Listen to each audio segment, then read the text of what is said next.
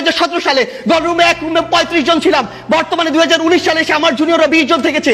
এই যে 15 জন কমেছে, এটাই ডাকসুর সফলতা।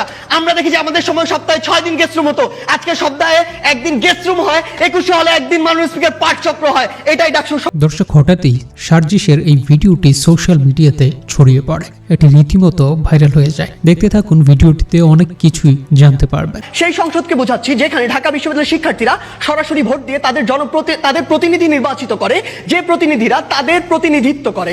ডাকসুর বিদায়ী কার্যনির্বাহী পরিষদ বলতে আমরা সেই পরিষদকে বোঝাচ্ছি যেটি 2019 সালের 11 মার্চে নির্বাচনের মধ্য দিয়ে নির্বাচিত হয়েছে এবং পরবর্তী 1 বছর তাদের দায়িত্ব পালন করেছে। সবচেয়ে গুরুত্বপূর্ণ শব্দটি আজকের বিতর্কে, সেটি হচ্ছে সফল। আমরা আজকের বিতর্কে সফল বলতে কি বোঝাচ্ছি? মাননীয় স্পিকার, লক্ষ্য করুন, বিগত 28 বছর আমাদের যে ডাকসু হয়নি, সে অচলায়তন ভেঙে আমাদের 28 বছর পরে ডাকসু হয়েছে। তাই আমরা চাইলে বিগত 28 বছর বা তারও পূর্বের যে সমস্যাগুলো রয়েছে ঢাকা বিশ্ববিদ্যালয়ের শিক্ষার্থীদের, সেটি 1 বছরে এসে কখনো সমাধান করতে পারবো না। তাই আমরা আজকে সফলতা বলতে বোঝাচ্ছি যে সমস্যাগুলো শিক্ষার্থীদের ছিল, সেই সমস্যাগুলো সমাধানের যে সূচনা, যে পথ, সেটি সূচিত হয়েছে কিনা। যদি সূচিত হয়, যদি সেটি নিয়ে কথা হয়, তাহলে আমাদের ডাকসু সফল হয়েছে। মাননীয় স্পিকার, প্রথমেই আমরা বলতে চাই যে কেন আমাদের কি কি কারণে আজকে আমাদের ডাকসু সফল। প্রথম যে সবচেয়ে গুরুত্বপূর্ণ কথাটি, সেটি হচ্ছে যে ডাকসু আমাদেরকে একটি বৈধ প্ল্যাটফর্ম দিয়েছে, আমাদের শিক্ষার্থীদেরকে সেই প্ল্যাটফর্ম দিয়েছে যেখানে গিয়ে আমরা আমাদের দাবিটির কথা বলতে পারি, শিক্ষকদের সাথে আমাদের দাবি নিয়ে দর কষাকষি করতে পারি।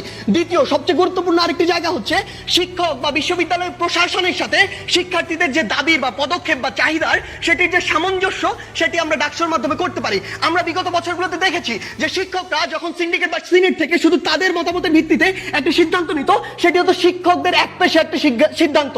সেই ক্ষেত্রে যখন ডাকসু এসেছে, আমাদের প্রতিনিধি সিনেটে রয়েছে, তখন সেই সিদ্ধান্তগুলো ধীরে ধীরে সামঞ্জস্যপূর্ণ হয়ে উঠেছে।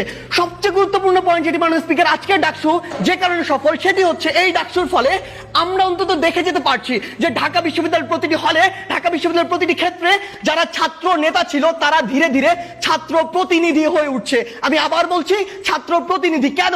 কারণ ঢাকা বিশ্ববিদ্যালয়ের প্রতিটি ক্ষেত্রে যারা ছাত্র নেতা ছিল, তারা উপরের কোনো একজন নেতার মাধ্যমে সিলেক্টেড একজন নেতা ছিল।